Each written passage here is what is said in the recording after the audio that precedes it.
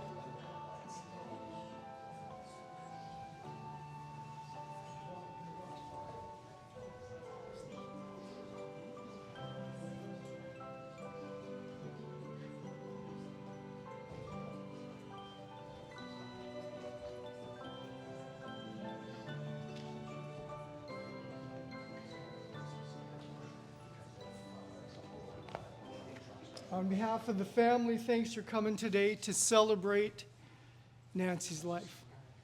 You know, we end up either in urn form or casket form right here. And yet this is not the end of Nancy's life. And Liz, if we talk to you, you could go on for days with stories of what it was like, you know, cruising and back in the day. And Tony, of course, with Di, we had conversations about Mom and what it was like to live here, where Mom's chopping vegetables, you know, getting the meal ready, and Dad's downstairs with the coroner, and they're going over the heart weighs, you know, 2.5 pounds or, you know, whatever.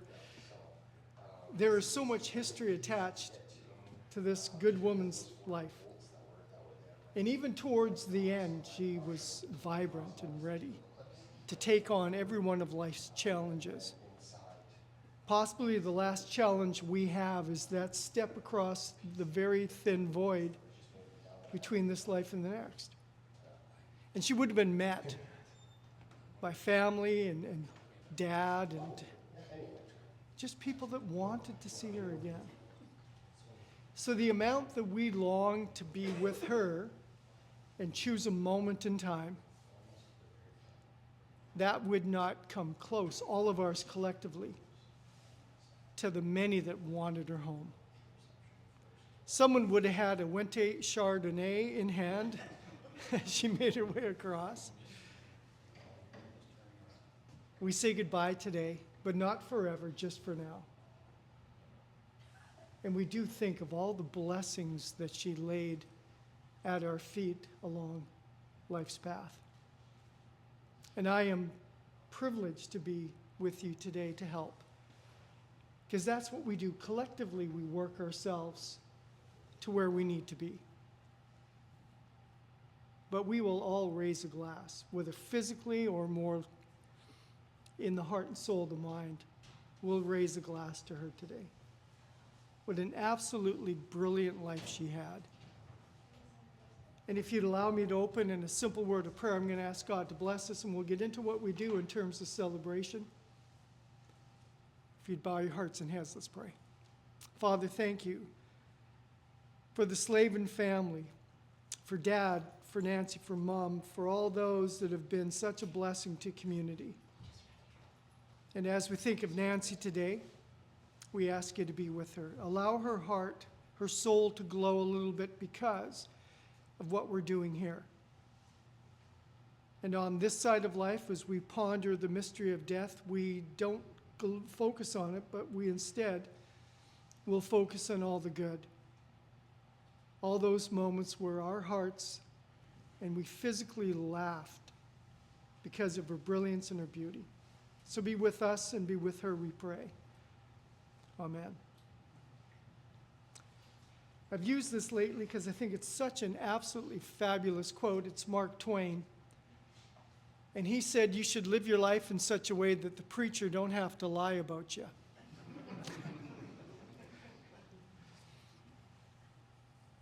Because we do sometimes have to lie, or stretch it a bit, or smooth it over. But in Nancy's case, we just get to tell the story. How many times did you with Nancy just kill yourselves laughing? You know? Liz, for you, at cruising, let's say, with family, how many times did you maybe just reach out and just hold a hand for a moment as to maybe a sunrise, you on the deck of the cruise ship, right, pulling out of port, where you just couldn't possibly imagine it being as cool as it was. Growing up together, you know. Black and white photos, we'll see you in them, you know. That dates you, sorry. We'll see family young, Mom and Dad together. We're going to see Mom old. We're going to see Mom with Casey. There was not only humans in her existence, but pets that come and fill that one little niche space in the soul. You'll see Mom raising a glass. You'll see Mom just in her element, maybe pictures of her with an apron, Thanksgiving, Christmas, you know, preparing food, capable, intelligent. She had vip and vinegar. I guess it's piss and vinegar, but yeah, I'm going to say whatever vip is, make your own story up. Yeah, we're going to see things. We're going to talk about beginnings, journey, story. We're going to honor. And what a role she had. You and Norma, right? Norma was a cousin? Yeah, hi, Norma. They talked not well about you, but they did talk about you. I'm just kidding. Yeah, she was cousin and niece, and she was grandmother, great-grandmother to Maya and Callie. So many roles. We can't forget any of them. And then you talk about the great hurrah that comes from a group like us gathered, in which we know the story was great. It wasn't just a good life lived, it was a great life lived. Perhaps Nancy in heaven, if John 14 is somehow correct and there's a place prepared for her, it's the house just not far from here. Westland Drive? Yeah. That was her spot. In her last moments, she probably would have been much younger in the house, and then she was gone. Because she always referred to that place as home. She would have saw Dad young, probably. When their love was so intense that it burns an image in the soul of what it's like to be with someone. And yet her life wasn't without difficulty. And so we live through, we walk into the wind through the difficult and feel the gentle breeze, jacket open, warm spring day as we walk some of our journey. It's easy at times. Everything's clicking. That does not define us. What defines us is when we walk difficult days. And we do it with determination, with courage. Upon getting through, as the wind begins to abate, with pride that we made it. That's what this is about. Not that we will share every story, we won't. But just a few, in Nancy's own words, which is so cool for me to represent not my thoughts, but her actual words. And then Di's going to come. Di's going to say a few things. Got a couple of stories. Booze is involved. They'll be good. Always, yeah. But what is the measure of an individual? It isn't height. For Nancy started small and grew to a certain height and then diminished a pinch. And for women, you are always sort of lying to us. Hair color, shoe height, yeah, finery, I'm just kidding about that. But our height diminishes, changes, weight changes, so that can't define us. The measure of a woman or a man is found within kindness in the soul.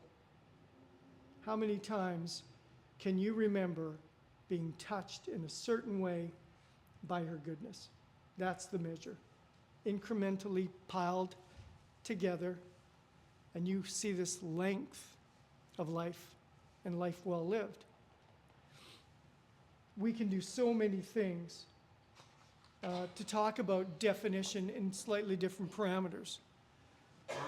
August 22nd, 53, Mom and Dad get married that day. September 30th, 31, when she comes into this world. The beginnings of the measurement. Yeah, it's hard. It's hard to try and define that way. But when you close your eyes and you quiet the soul and you see all these different moments of goodness brought your way by her, it is where the psalmist writes, "You prepare a table before me in the presence of my enemies. You anoint my head with oil." And then you look at the cup of life, and the cup runneth over. It's then that Mom knew how much she was loved, more than she could have actually defined physically. on this earth. It's running over. And then she realizes that the cup on this side of her is how many times more she was a blessing. And she realizes the heart must just kind of grow. She goes, I was much more a blessing than I ever thought. And she goes happily along the way. Indigenous culture do this, and there's a indigenous phrase, but it's go. Do not look back. We release you and point you to that place that you need to go. Do not look back. And they do this with their hands so that there is none of this. There's no holding that individual back. Go. Go straight to where you need to be. We release you. And we do that today as well. No regrets.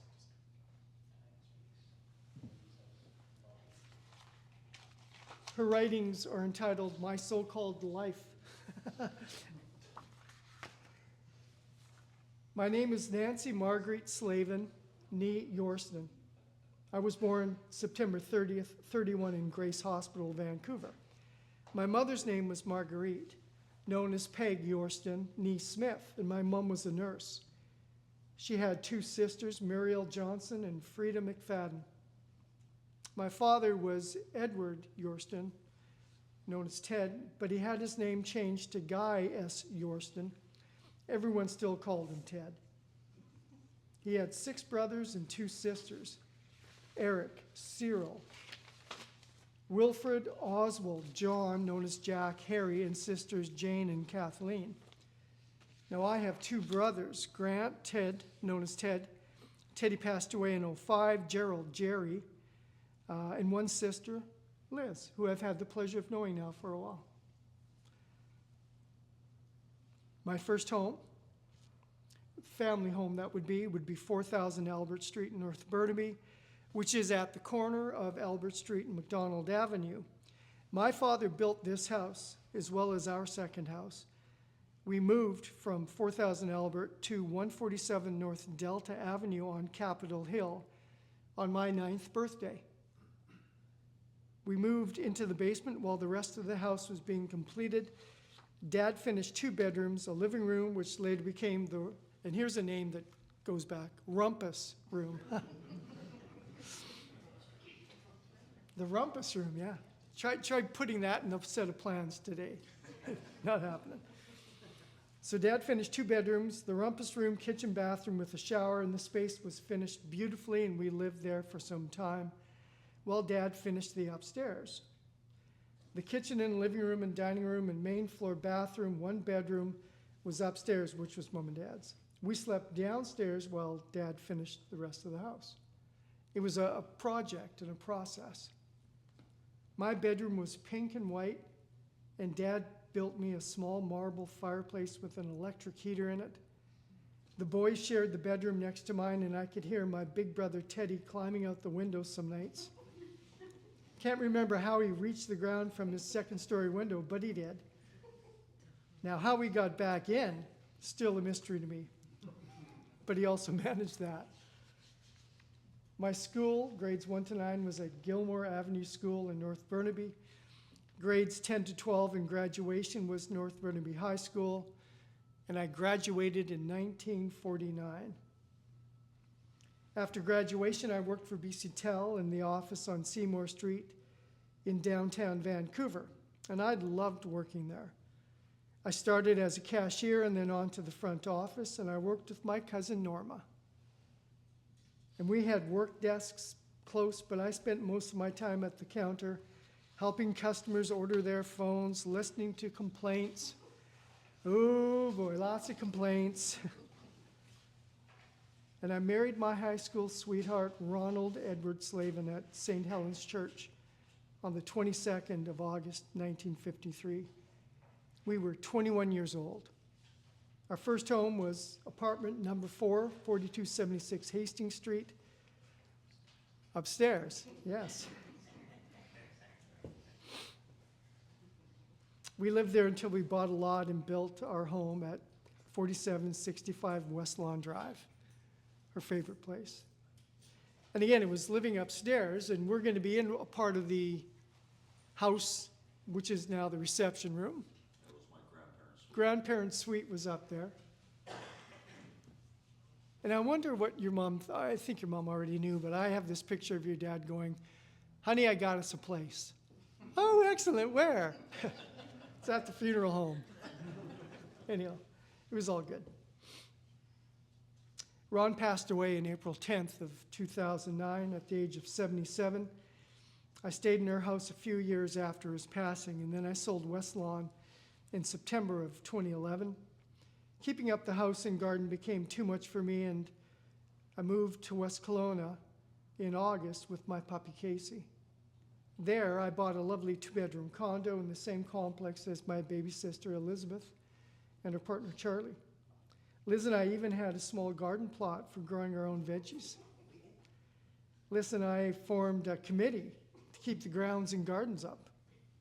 We had such a wonderful time together, and as I didn't enjoy eating alone, I made a deal with Liz. I would buy most of the groceries and she would cook most of the dinners.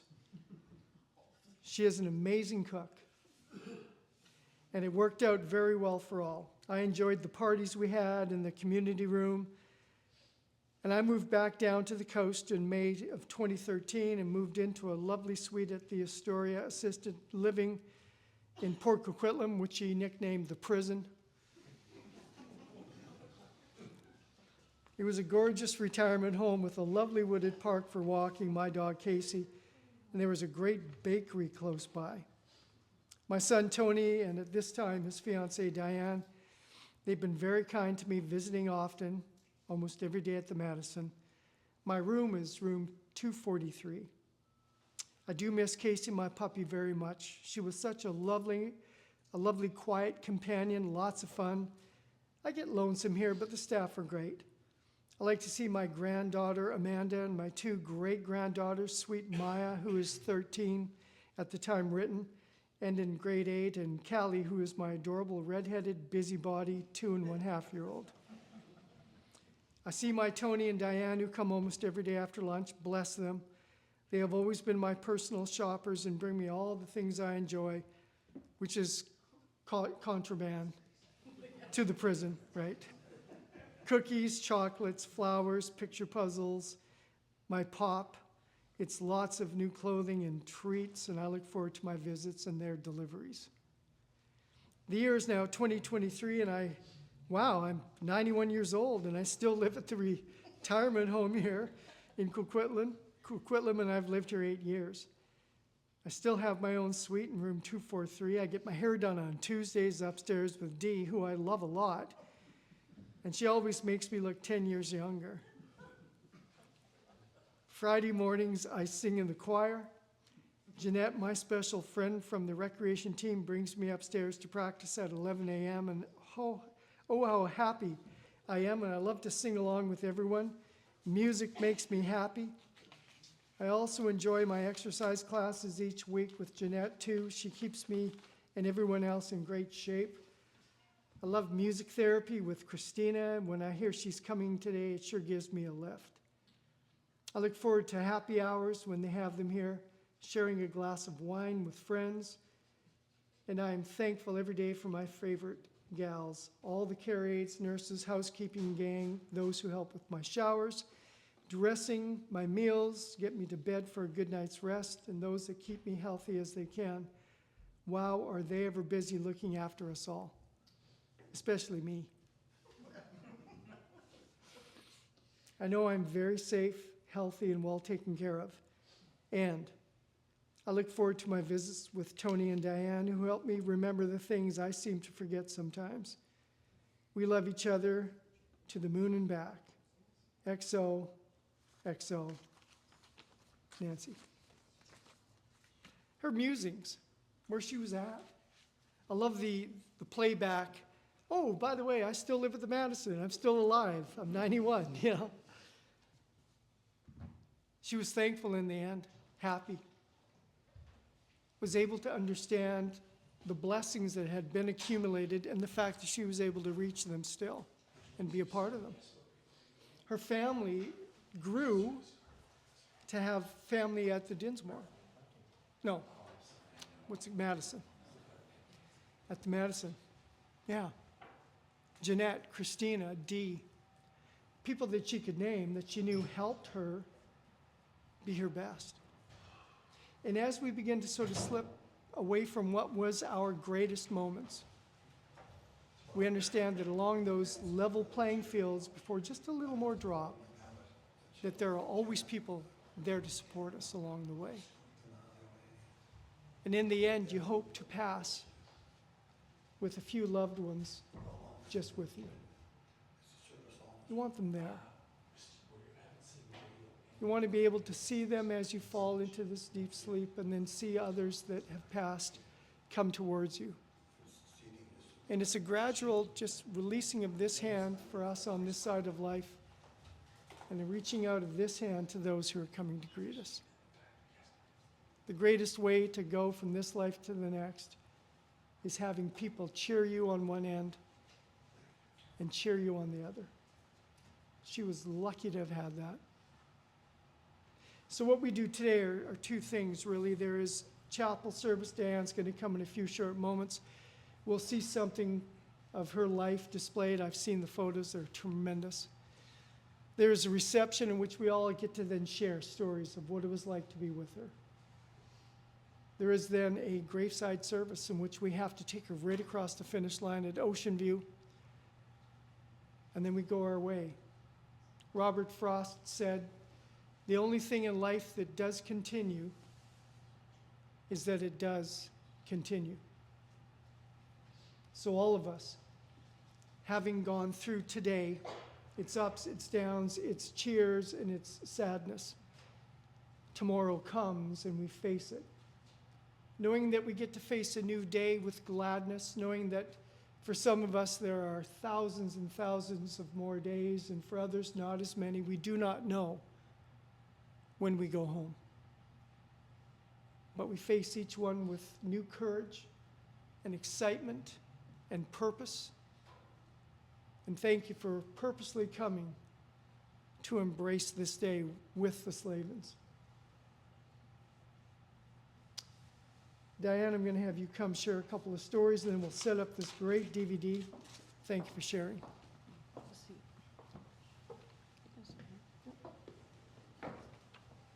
Wow, look at this. Exactly what Nancy wanted. She wanted her palace to be full.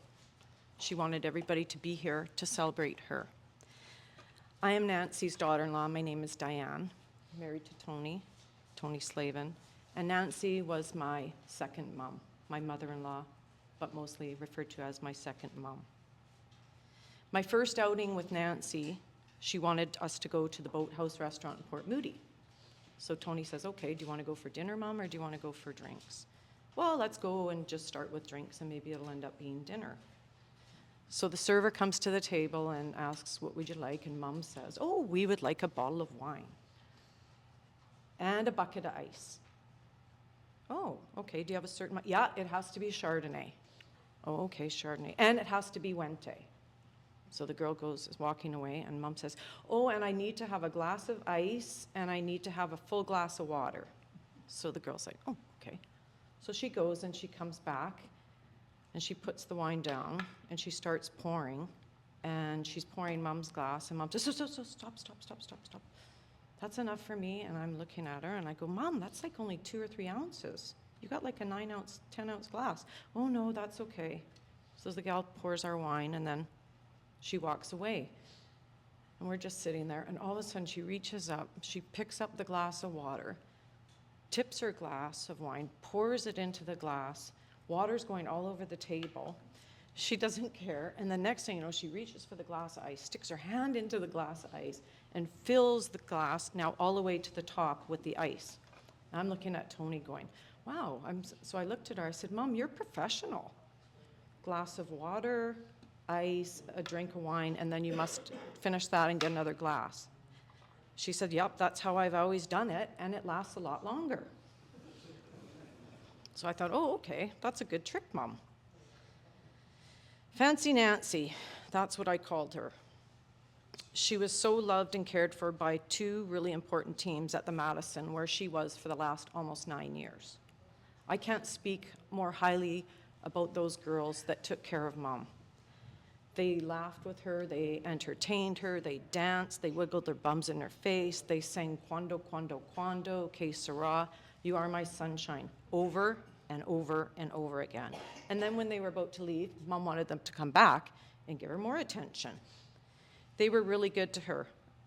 My friend Lisa and I, we nicknamed her home Club Med because she didn't like it being referred to as a care home or an old folks home. And she didn't even like retirement home because she knew Astoria had been the same. I said, Mom, oh, she says, they can't be calling it Club Med. I said, Mom, all your meals are here. They do all your laundry. They clean your toilet. They feed you. They dress you. Unlimited drinks. Well, she says, I guess Club Med for the nearly dead. And I said, well, Mom, not everybody in here is like nearly dead. Well, most of them are. Okay, Mom. Every month they would put out a calendar with all the activities, and we would put it on Mom's wall. And every day there was the time and the date of the activities. So we would sit with her every month and read out what it is, and it had to be around her hair time and her nail time and her foot care. So I would pick it up and I'd say, okay, Mom, you do your exercises, you have choir. I said, oh my God, I go, look at this, losing my marbles. And she said, what? I said, oh, losing my marbles. And she said, well, I'm not going to that. That's for all the old people in here. And I said, well, Mom, you're like 88. Well, I know, she says, but I'm one of the youngest. I said, okay. So she says, what else is on there? I said, well, there's choir. Oh, Mom, I said, they have wheelchair bocce. Oh, I am not going in that, she says. I say, why? She goes, because I drive a walker, my Cadillac. And I said, yeah, but you can still sit backwards on it and take part. Okay, maybe one day I'll try. We found that with Mom over the last few years, she was in and out of her dementia. Some of the months were really bad where she needed a lot of help with remembering. And then she would sort of bounce back and she would start to tell incredible stories. She was the hero in all the stories. She did it all. She was one better. If we went to a restaurant, she'd been there. She'd been there 5 times, and she had the top chef. If we went to the pub, Mom knew everybody there. Okay. She started to tell incredible stories. The one day we get there, and Rosie, her favorite care aide, comes up and says, oh my God, she goes, your mom has been to the Philippines so many times. And I said, she has? Tony looks at me, we're like, oh boy, this, yeah, I said, I think her and Ron did take a couple trips there. And she says, oh no, she said they went all the time, and when I went in her room, she brought out an atlas. And there's over 7,500 islands in the Philippines, and she had been to most of them. And I said, oh, Rosie, I don't know, I don't think that's a right story. So we walk in, Mom's sitting there, she goes, Rosie, what were they talking about with you? I said, oh, well, Rosie just said that you were telling her about your trip to the Philippines and that you went so often. Oh, she says, that was one of my favorite trips I took with with Ron. Yep, we got on the plane was packed, everybody was falling asleep and looking a bit bored, and I look over and Ron's fast asleep beside me and he's snoring, and I'm looking at the flight attendants and they're exhausted.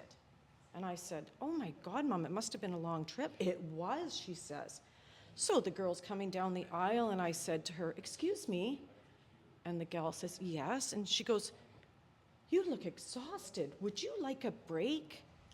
And Tony and I are sitting there going, whoa, this is going sideways. And she goes, the flight attendant said, oh, I would love that. She goes, okay, well, you get over here and you lie down in the chair here beside my husband, Ron, and don't mind him snoring. And then she gave me her cap. I put her cap on, and then I put on her apron. And I said, you just stay here for a few hours. And up I went to the front of the plane. And I introduced myself to all the girls, and Tony and I are looking at each other going, oh, this is getting crazy. So I got my little cart with all the drinks, and I knocked on the pilot's door, and the door opened up, and the pilots turned around. They went, Nancy Slavin, how good to see you. She says, thank you. And it's been a while, Nancy. And she says, well, don't worry about that. What can I get you from the bar? And I'm going, Mom, are you serious? Oh, yeah. So I'm pouring drinks and everything. And next thing you know, everybody's happy. And I'm giving them chips. And oh, yeah, I went right down. And Ron was still fast asleep. And I said, oh, that must have been such a fun flight, Mom. Well, then everybody was getting a bit bored. And I was like, this is a long flight. What can I do? So next thing you know, I started a sing-along. And the whole plane broke out, and everybody was singing, Que sera, sera, whatever will be, will be. And I'm looking at Tony, and I go, Mom, that is awesome. Oh, we sang 4 or 5 songs. And it got a little bit upsetting because all of a sudden the captain, he came on the PA and he said, ladies and gentlemen, I need you to prepare, and flight attendants prepare the cabin because we're going to be landing shortly. And I said, oh, that must have been good. She goes, no, everybody yelled, boo! She says, everyone was booing. And I said, they were booing? She goes, yes, nobody wanted to get off that plane. They were having so much fun. And I said, oh my God, Mom, that's a fantastic story. She says, yep. She goes, and when that plane landed and those doors opened up, I had to go around and tell everybody it's time. And then everybody had to start getting off the plane. I said, oh my God, Mom, that's a hilarious story. Very funny. Mom also loved her visits. She loved when anybody came. She loved to see Cousin Norma, and they would sit and chat and laugh. And right up to the last visit just after summer, she just didn't want Norma to leave and go back to the island because she wasn't sure when she was going to see her again. So thank you, Norma. Auntie Liz, you kept in touch with her, called her, sent her cards, sent her flowers, came down to see her, birthdays, Christmases, everything. She loved you. You were her little Elizabethy. You really were. She loved you. To my family, my brother and sister and Don and Jill and the boys, my nephews, who are like her nephews too, we had so much fun. Thank you for celebrating her with Tony and I and Amanda and Taylor. The Christmases, priceless. Birthdays, Valentine's Day, Easter's, Thanksgiving, it really meant a lot to Mom, and she loved it, and she felt like the queen, and she was the queen. Last, as always, Tony. Your mom raised such a phenomenal son. So hardworking, incredibly loving, so humble and kind. As Mom said so many times over the years, and about 4,000 times last week when she was in her last days, I don't know where I would be or where my family would be without you. She was scared to leave us, very afraid, scared to know what was ahead. She looked Tone straight in the eyes, and Tone said to her, everything is fine, Mom. It's time for you to go. I told her that her suitcase was at the door, that Holland America has their new ship waiting for her down at Canada Place, and that Ruthie, her bestie, Roslyn, Tony's wife and Amanda's mom, brother Teddy, Ron, and Earl were all going to be there, and they were going to be on the welcoming committee. And you know what? Mom looked at me, and she smiled, and about 2 minutes later, she passed. And it was sad, and I missed her already. Mom, thank you for everything. Thank you for every lesson, every memory. I will laugh my head off at your stories. I love you. I miss you already before you even left us, and I told you I would. And we will all celebrate you always. Thank you.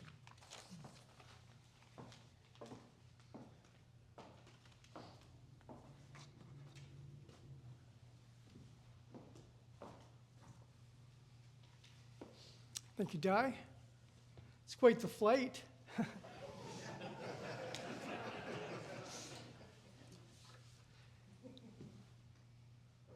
Our lives are made of true events. And yet, in psychology, we talk about the real narrative and then the personal narrative. So personally, we see things slightly different than they probably actually are. There's always our own thread woven through the real narrative. It's where photos then correct personal narrative to real. You know, you might, Liz, say, oh, in that trip on the cruise, I wore a pink bikini. Yeah, I know. And yet the photos show you in a modest two-piece or one-piece. So real versus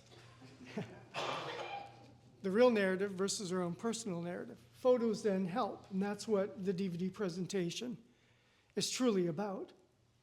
Who was at that first barbecue? What was the actual address of this or that house? There'll be photos that correspond real through narrative. And most importantly, what the DVD presentation, the slideshow does, gives us an opportunity to see ourselves in these moments as we were.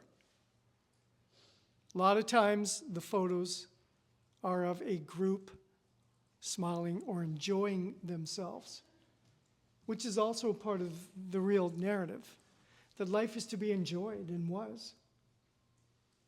And so the lights are going to dim and we're going to take this last walk.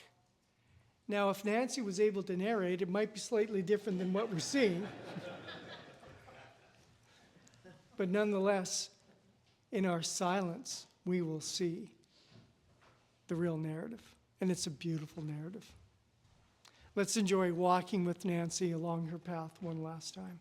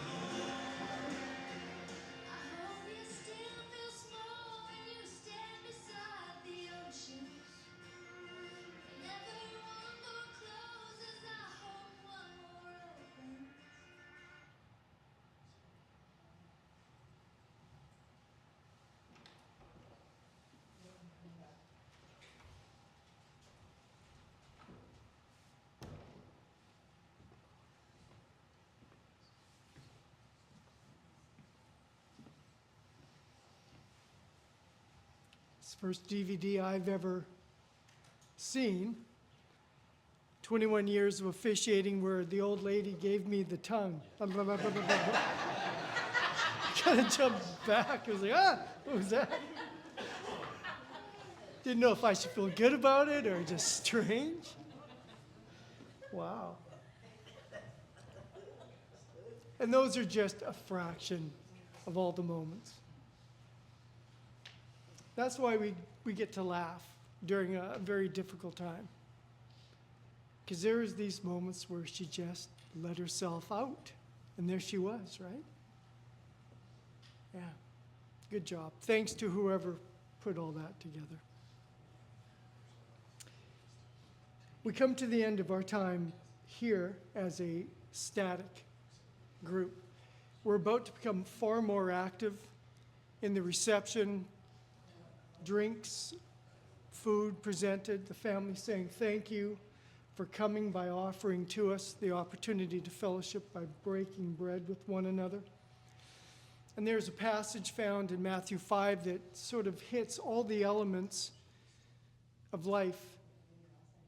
It was Nancy's own words, that final page. Thank you for this, thank you for that, thank you for this. And everything she was giving thanks. Within the Lord's Prayer, there's that small ditty about what we're about to partake. Give us this day our daily bread, which is quite ironic in terms of the 8-foot freezer and the 40 loaves of bread that Mom would buy and put in that freezer. It's opposite, but nonetheless, we'll forgive for that, right? Lord's Prayer.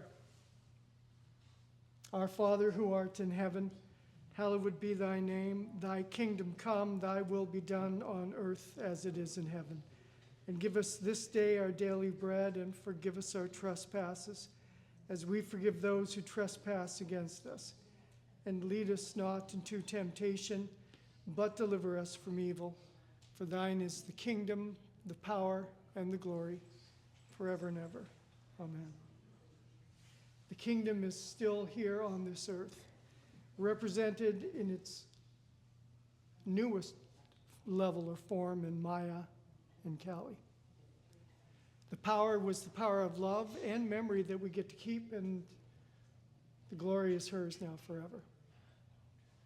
Thank you for coming, for remembering, for adding to the story up in the reception. Those that need the elevator to get to the second floor, there will be a director available to help you if you need. Otherwise, we'll make our way upstairs into grandparents' suite originally, have a sandwich or two, and just share love and laughter. Thank you for coming today. Blessings to each and every one of you. Amen. Devin, our lead director, will come lead family out first. If you can make your way front to back in an orderly fashion out the doors and then upstairs to the reception.